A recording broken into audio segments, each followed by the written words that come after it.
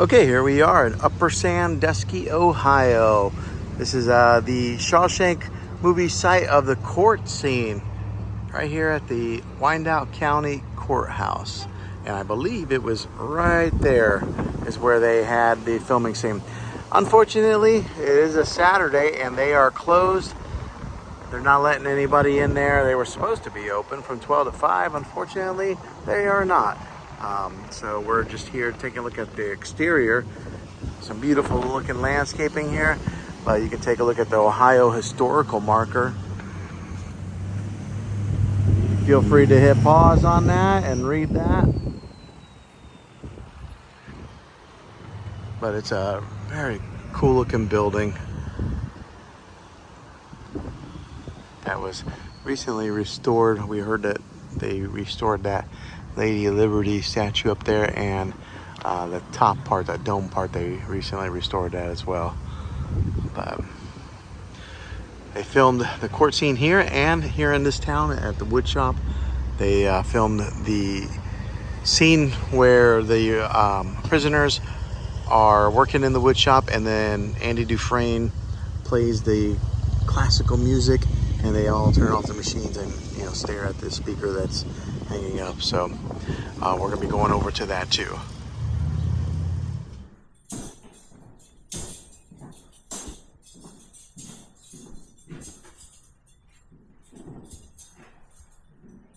Those dirty maggots. All right, bring them out.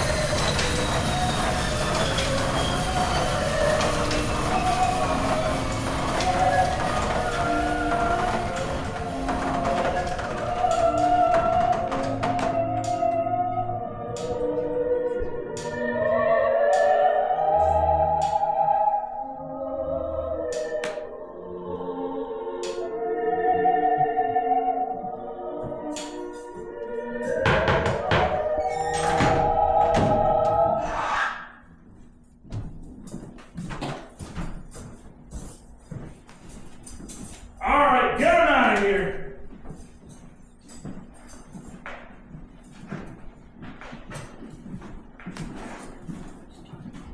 Great. 1908, and this business was in continuous operation till 1998. They had a devastating fire here in 78, and the newer buildings that you see now are the reason why they are newer. Everything to the north and west burnt down.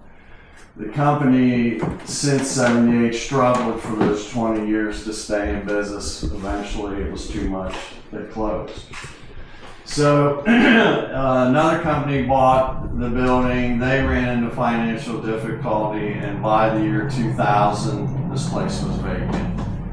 The kids, of course, walking home from school, had the perfect opportunity with the railroad tracks and all the rocks. They broke every window out of this building.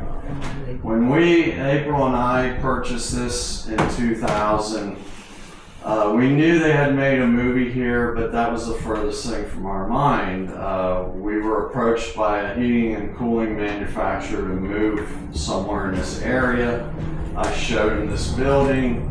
They said, great, we like it. I said, good, a bank owns it, just buy it and go on with things. And they said, no, you buy it, we'll give you a 5-year lease on the building. So with some hard talking with April, she agreed. And we set about renting the newer buildings. No one wanted to rent this building though, because it had been vacant and it was full, it was a mess. So we set about replacing all 40-some windows in this building. And from there, we had to make a decision on what to do with it. The one company that was renting the middle building said there's not enough parking here. Why don't you just tear that brick building down so that we can have more parking? And if you don't know, April and I, we've never lived in a new home. We've always bought a fixer-upper. We were currently working on a house just one block north of us here, a brick mansion the size of our county museum, which is open today also. The courthouse is only open from the outside today, but it is open tomorrow from noon to 4. So visit our museum, which is just 1 block from us here, straight up the street, big white mansion. But at any rate, we're pouring thousands of dollars into this old Victorian home, and here we are, we've got this too, that's needing a ton of work, but somehow we make it work. And another old building in town was facing some tough times, our courthouse. Through the years, the pigeons had made their way in, and various people were shooting them inside the dome, put all kinds of holes in it.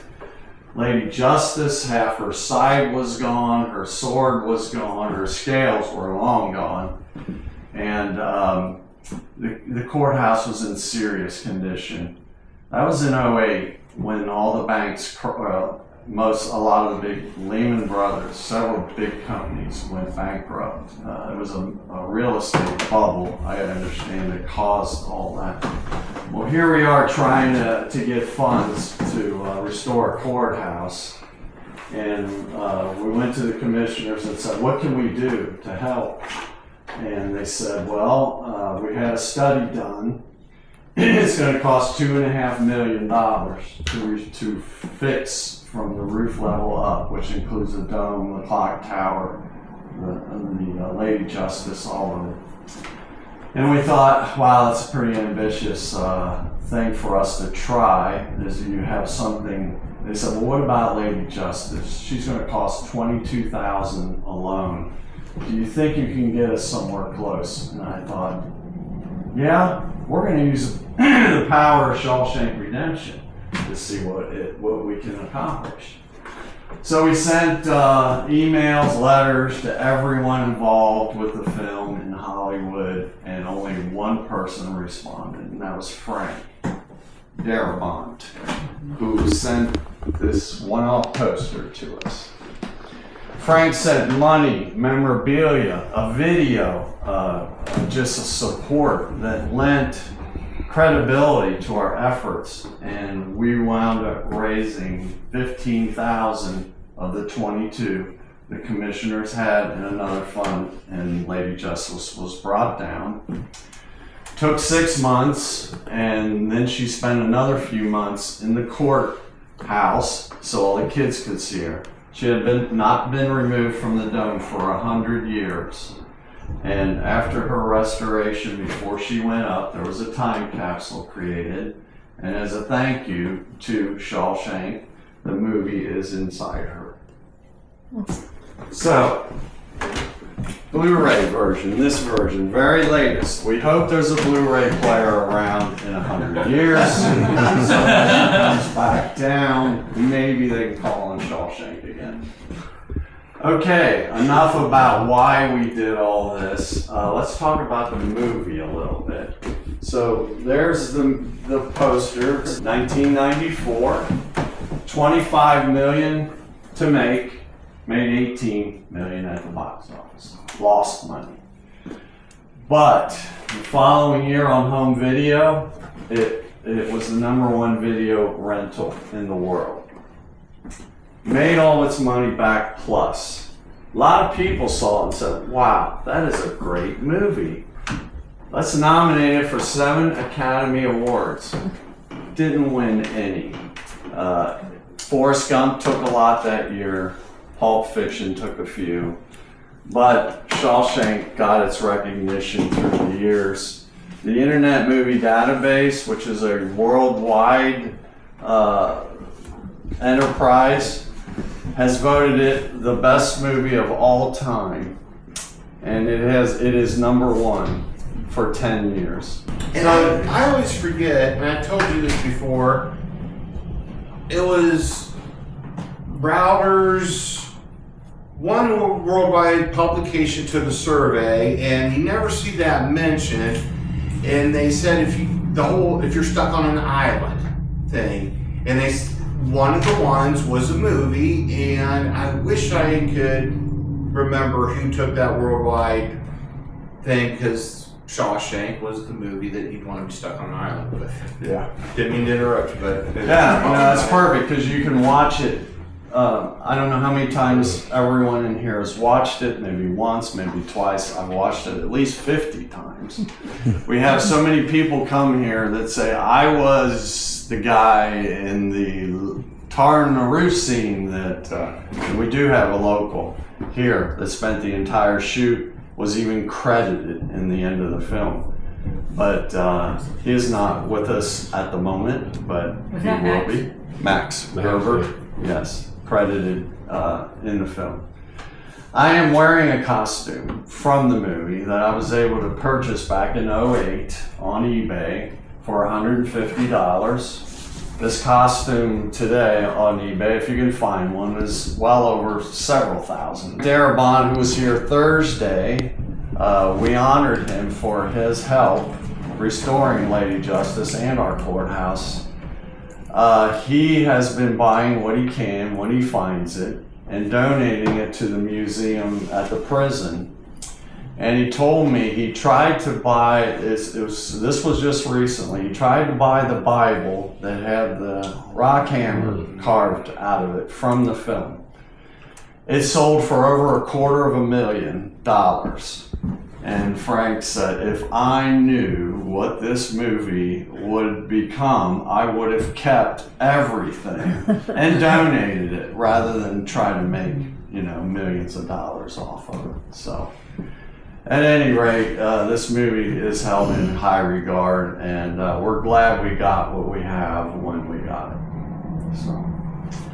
When the news broke on that, that was my first thing. Even though I'd never met Frank until last night, what his reaction would be, because, as you know, being local, we know how much he has donated back, and I thought that had to hurt his heart. Yeah, he wanted that to be here, but he at the 25th he donated one of the rock hammers from the movie to the prison.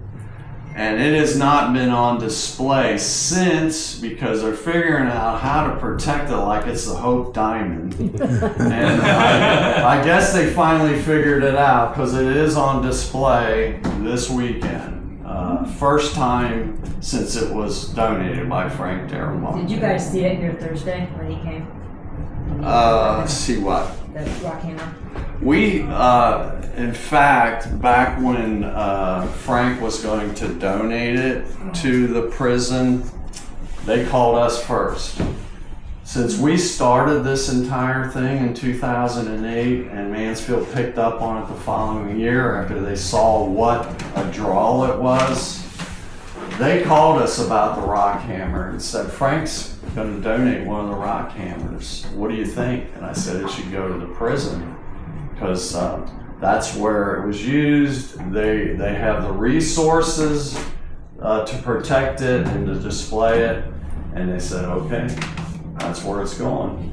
We knew well in advance before they even knew that the rock hammer was coming. We have stayed in touch with the Darabont's through the years. And in fact, we had an author that was having a terrible time getting anyone to help him with his book. His name is Mark DeWidziak. He wrote a very nice book on Shawshank Redemption. Couldn't get a hold of Frank, couldn't get him to write the foreword or anything that would help his book.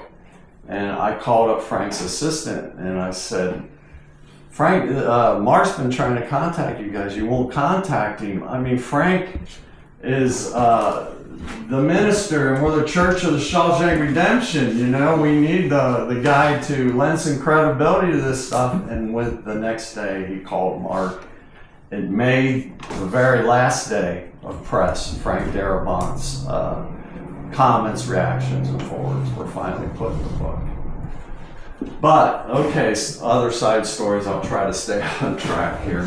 The posters. Bangkok, Thailand, on right, Spain, Paris, France, door poster, and a German poster.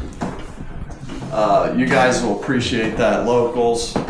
I bought every one of these posters on a British eBay site. So I was dealing overseas.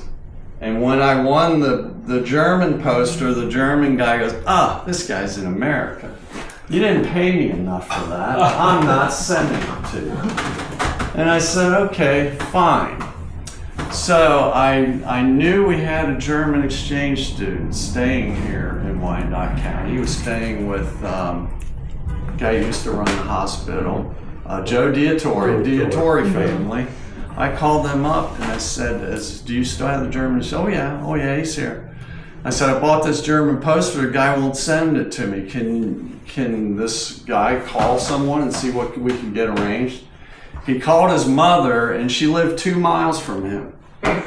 She picked it up and brought it to us. She came to visit her son in America and handed me that poster. I paid nothing to get it here. But so that's the story behind that one. When Frank was here on Thursday, he saw our poster collection and kind of marveled at it. He said, yeah, but I'm Hungarian. And you don't have a Hungarian Shawshank poster. And I said, I don't believe I ever saw one on eBay. He said, I have one and I'm sending it to you. And I said, okay, I'll make room. I'll move these somewhere. We'll put the Hungarian Shawshank poster. So did your friend, your German student, did he make the usual 10%? No, I said it cost me nothing. They even handed it to me. So it was perfect. That's a neat story. Yeah, some of the neat side things that happened. Okay, it's warm in here. Let's move out into the wood shop. Other than one more thing, the doors that you're going through, they are part of a courthouse that wasn't as lucky as ours in Seneca County. They voted to demolish theirs. We removed these before done. Okay, we're in the wood shop here in Upper Sandusky, Ohio, taking a look at some of the Shawshank memorabilia that they have on display here. They got some pretty cool snapshots from when the movie was filmed here in Upper Sandusky, Ohio. Autographed photos from some of the more well-known actors and actresses. That's the director for Shawshank.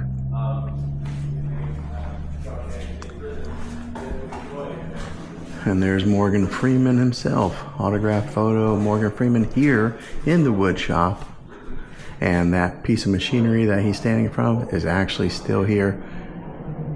And then there's a donated poster from the director, donated to this facility. There's the warden, autographed photo of Tim Robbins, Morgan Freeman, Tom Clancy, James Whitmore. All right, here's some other movie posters from around the world.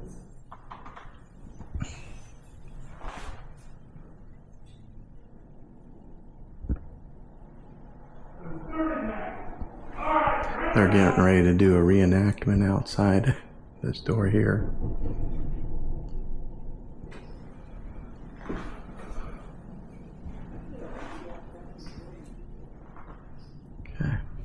That everyone here that it took to make a movie autographed something. This board in this display case, all of the actors that were here, the costumers, the set directors, they're all on this board. Morgan Freeman signed above, Max Gerber. Frank Darabont, the director, signed long ways by the man with the beard. Tommy Gil Bellows is right there. David Proval, who played Snooze, is at the top. They got everything they needed here in one day. They were here at 7 in the morning, and by 7 that night, they were rolling out of here. They came in like a well-organized army with costume trailers, lights, generators, air conditioning. They air conditioned this also. But they totally wanted to control all the conditions here, so they whited out with paper all the windows and lit them from outside. You can see a picture here, right here. Here, this is Don Stephen, owner at the time. He was paid for being closed for one day. The revenue he would have generated being open, they paid him just for one day. But you can see the white paper and the lights, the big lights from outside. They did the same at our courthouse. They whited out all the windows, had these giant spotlights. They air conditioned our courtroom too with these giant tubes. And they repainted it all too, didn't they? The paint that was there from Shawshank is still there. They have not repainted. They painted it for the movie. I believe they did. I don't know that for sure. Yeah, I think they did. But anyway, they have not changed the color. But what else was I gonna say? Let's just keep moving then. That's just like Pew Cabin. For any of you guys that didn't go to Pew Cabin at Malabar Farm, that was a grayish, more like the natural mud that was in the film. Frank wanted to brighten up the room, so they painted it white. Malabar Farm, they were going to paint it back, and Malabar Farm liked the white so much, so that's something for you to add. Did you know about the pillars out front of Pew Cabin? The light pillars, the stone I pillars. heard a story once before, but I totally forget The it. production company backed over one of them, backed into it and knocked it over and ruined the light that was on it. So they paid, the production company paid to relay it, and some city worker had one of those lights in his garage.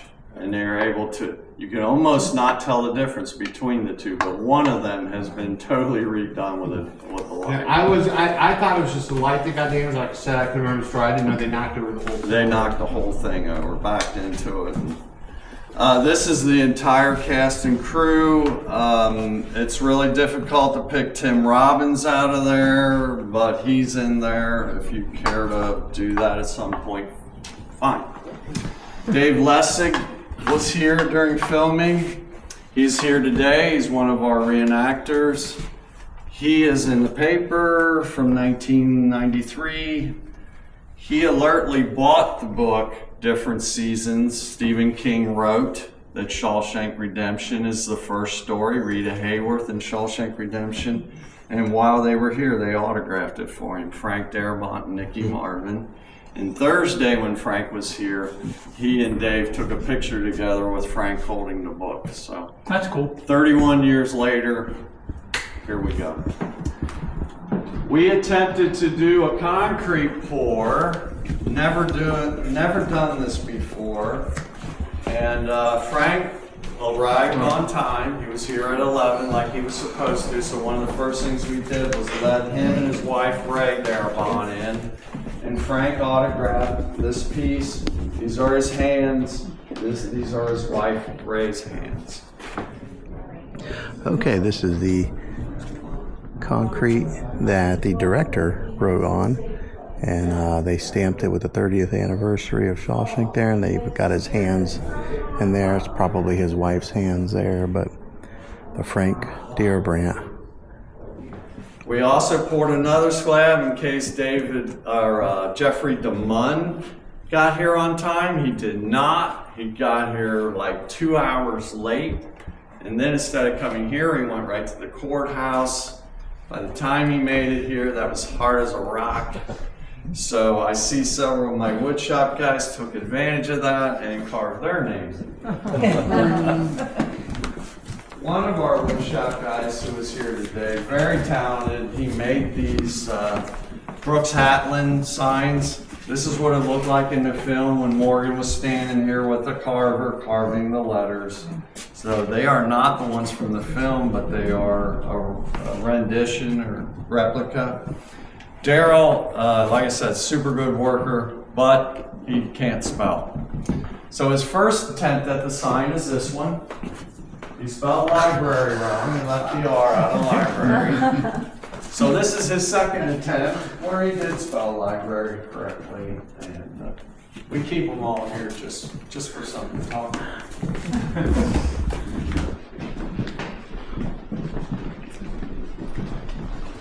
Now, all the machinery in here was here during the film.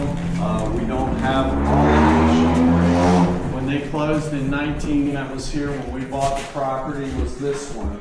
It was too big to move, nobody wanted it, but all the other pieces were gone, including this saw, those saws, those routers, those mortisers. So did you get this back? Is ain't that the original?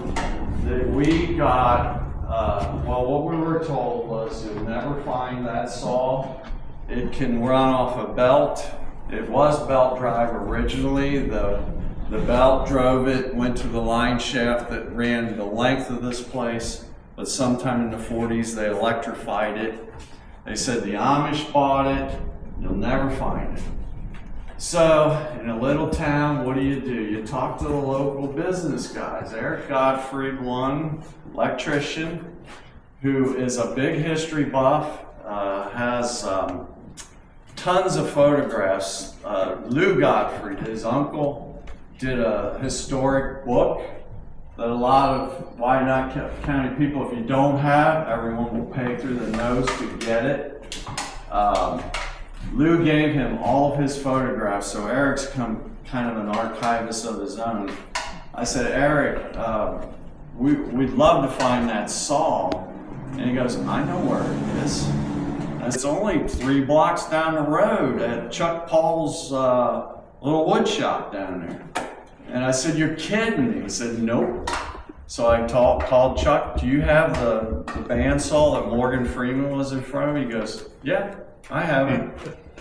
And I said, we want to do this anniversary thing. This was in 08. Would you sell it to us? He goes, sure. He said, I'll even bring it to you. He came over here with a forklift, and with pipes, we rolled it exactly where it was. The bolt holes went right back from where it was bolted. This is the exact spot. And then from there, the word got out, and a guy that was working highway repair from down in Louisiana bought these 3 pieces. And he sold them to us for what he paid for them, hauled them all the way back from Louisiana. Wow. And we bolted all of them in place. So with these 4 pieces, 5 pieces, this one was left here, we were able to give you somewhat of an idea of what it was like during filming here in 1993. And we are going to do that in, 10 more minutes? 13 more minutes. So let's keep moving.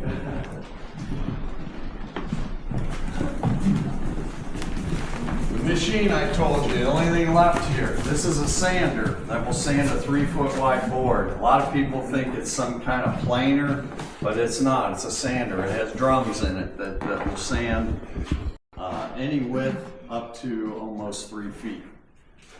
This is where Gil Bellows was when he said, hey, work faster, you guys are making me look bad. And Morgan and the guys were laughing at him across on the other side.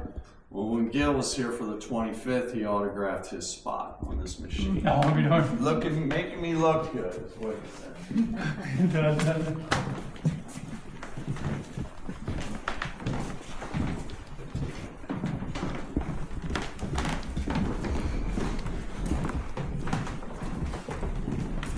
Okay, we are going into another building from here. We're going to take a brief stop at the tree. oh, the tree is gone. It fell down. It's been gone. Well, we have a piece of it. So if you want to get close to the tree, you can do it here.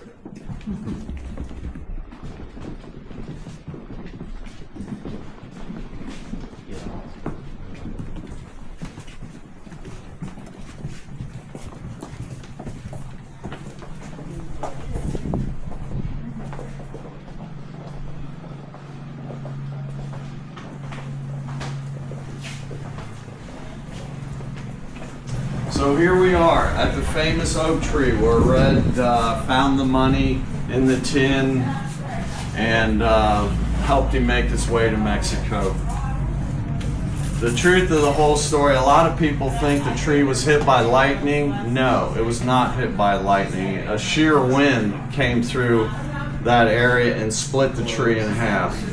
What people didn't know were ants were eating their way right up through the center of that tree. And all it took was a stiff wind, and that oak tree was huge. Bunch of limbs, leaves. It split it almost perfectly in half.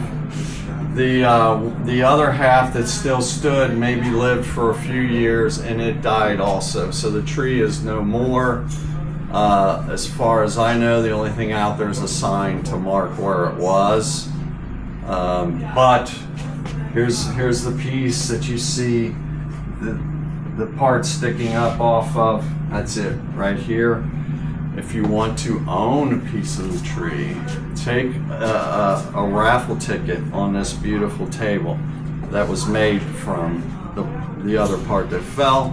You can do that after we keep moving. So this is a little gray bus in the beginning of film that hauled Tim Robbins, Fat Ass, Hungry Fish Con, several other members of the Shawshank Gang.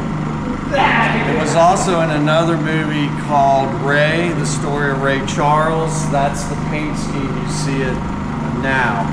But in the film, it was primer gray, and you can see a picture of it on the front. What it looked like in Shawshank. Now you can go in it, but watch your head going in and out. There are two autographs in there. Fat Ass, Frank Madrano, his autographs on the one side. Hungry Fish Con, who said, "When do we eat?" and got a baton to the gut, is on this side. So, yes, we own this bus. Okay, so you found it up in this? No, we bought it from the man that supplied it. We Okay. found it in North Carolina, Williamstown, North Carolina. It was clear down to the South Carolina, almost to the coast. And when we went to get it, a friend that supplied a car for the movie kept in contact with this man through the years.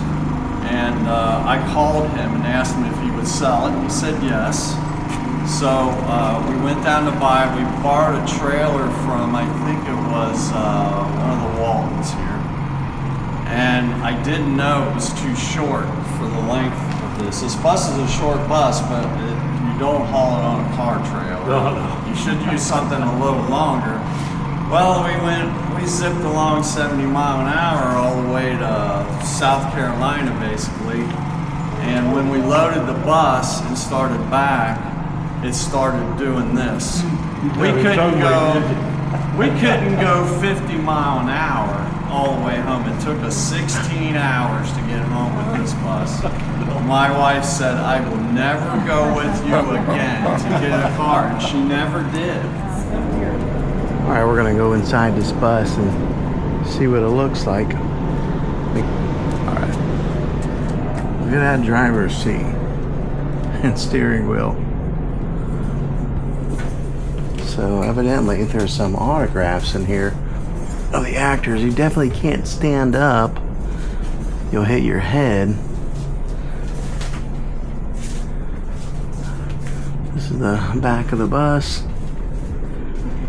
I'm not really seeing the autographs though on the seats.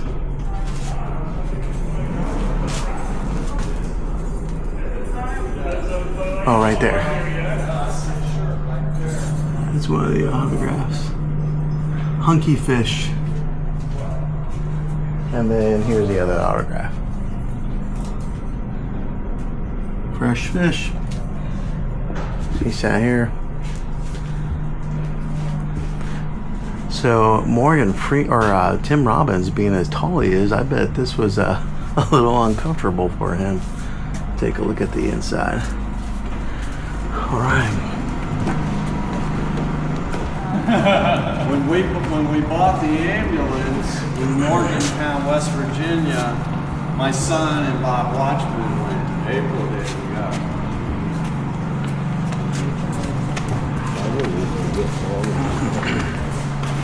So this is the 1941 that was in Shawshank.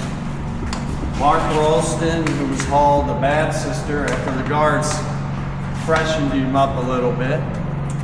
He was taken out of prison in this ambulance. And as Frank Darabont, when he saw it on Thursday, he had to tell us the story that before it was time to film, the engine block cracked in this engine. And they had to push it through the scene. And Frank Darabont was one of the 3 people it took to push it. You never see the end of this ambulance. All you see is about to the door, because they don't want you to see 3 guys pushing it. Take pictures anywhere you want. Our last stop is the Shawshank Tavern. And yeah, because we're getting close.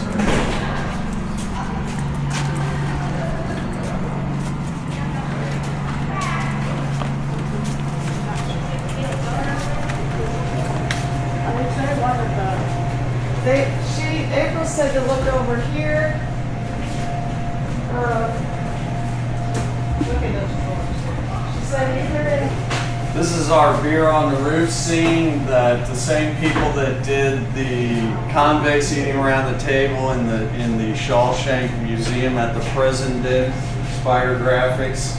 April, since we're big fans, and believe it or not, Stroh's beer is the beer they drank in the film. In the actual book, it was Carling Black Label, but they would not print period correct labels for the film. Stroh's would. The Bisman family, who also supplied the Brewer Hotel in the film, they were big Stroh's distributors, and they got them to print 40s beer labels. Frank was all about authenticity. He didn't want to show a beer with a modern label. He wanted something old. So Stroh's agreed to do it. We have Stroh's here for anyone who would like, $3. After we're done, you're welcome to stay as long as you want here, since you are paid attendees. And across from behind you is all the actors, or some of the actors we have met. First time we met Bob Gunton, it was in a play about his life.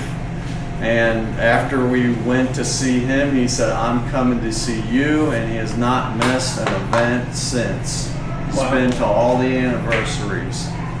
Tim Robbins is there with my wife April.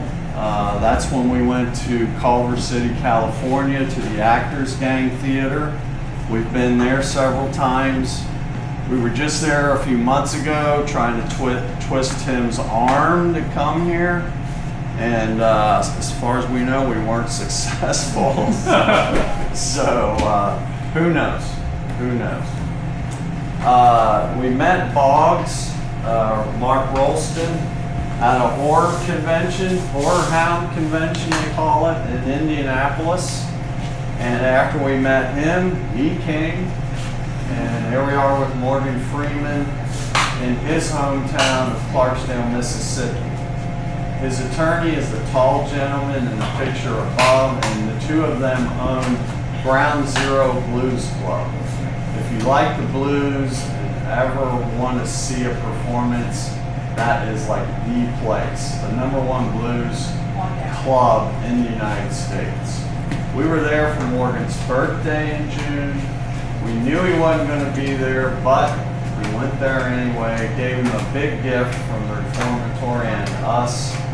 And He's 87 right now. yeah, he's in his upper 80s. And Somebody said his health's not good. I don't know that that's the case.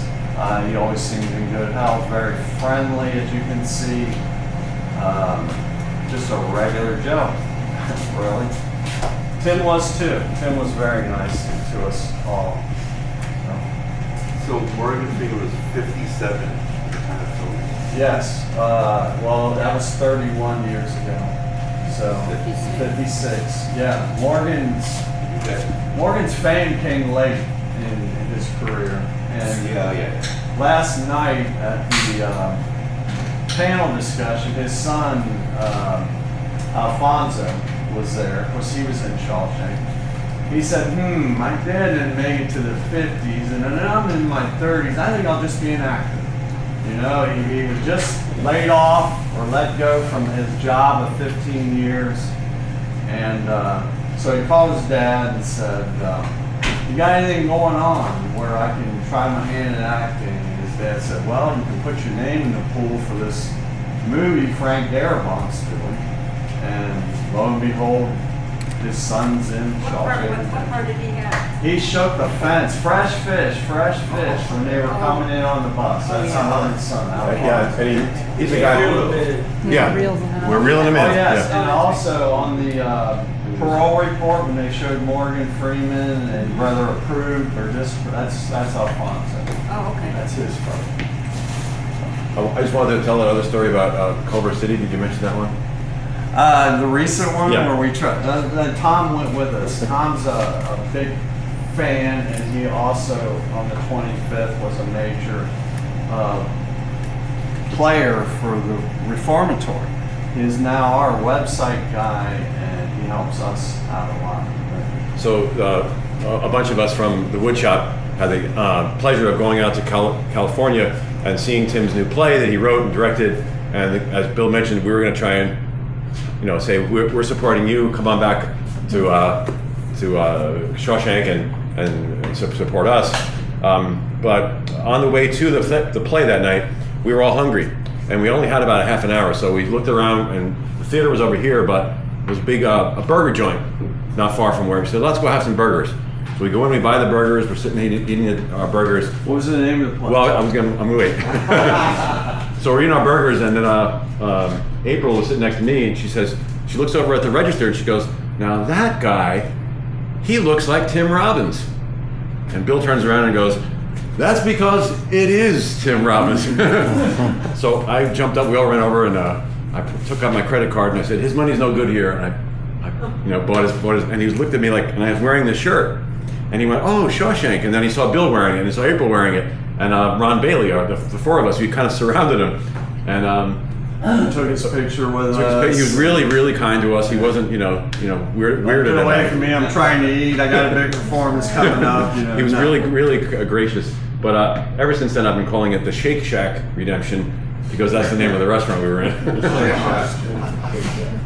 Okay, back to the back, and then we are house people, movie extras, and a little bit about them. You were given a period haircut, a costume, paid minimum wage, but you ate like a king. Several of them told me for lunch you could have swordfish, filet mignon, whatever you desired was yours. They fed you well, but most of the people that were in it said they would have done it for free, just to be a part of a film, just to see how they do it. And there's our spelling challenge. Daryl, again, remember, he spelled remember wrong, but we like it. Remember red, hope is a good thing, maybe the best of things, and no good thing ever dies. Okay, this is Yeah, he was recording some this earlier photographs, for the Vlog channel and then- more snapshots of the movie, from just candid snapshots, and some of them are autographed from some of the extras that were here.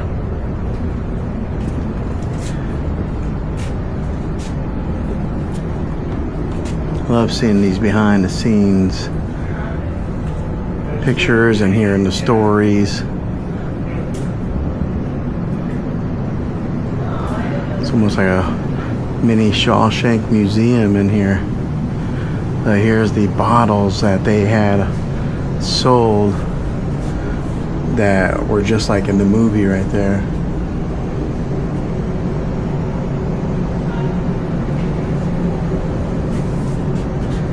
A new girl for your 10-year anniversary, red.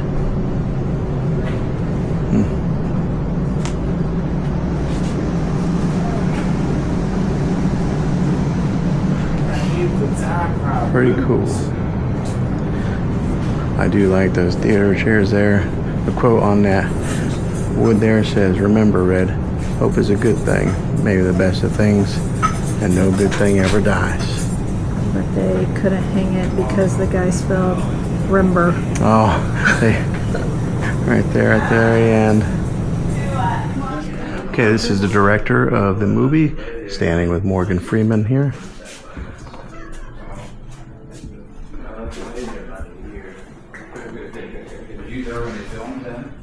Yeah, we were invited to watch. Morgan Freeman himself. Oh, did you?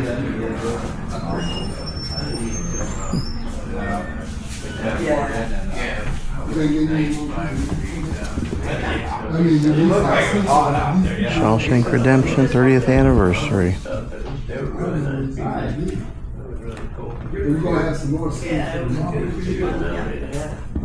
There's Tim Robbins and his cardboard cutout.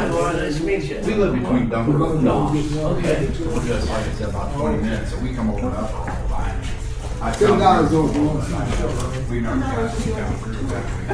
Hey, did you guys want to take the tour? You're getting a chance now. Big weekend and everything. If you guys can sign in, and it's $10 a ticket. Yeah, we've been to Community theater. There's the famous Raquel Welch picture that Andy hung on his wall in his cell, and then there's the famous Rita Hayworth photo that he had hung, and then of course Marilyn Monroe. I believe it was the Marilyn Monroe poster that the warden ended up throwing a rock through and it went through.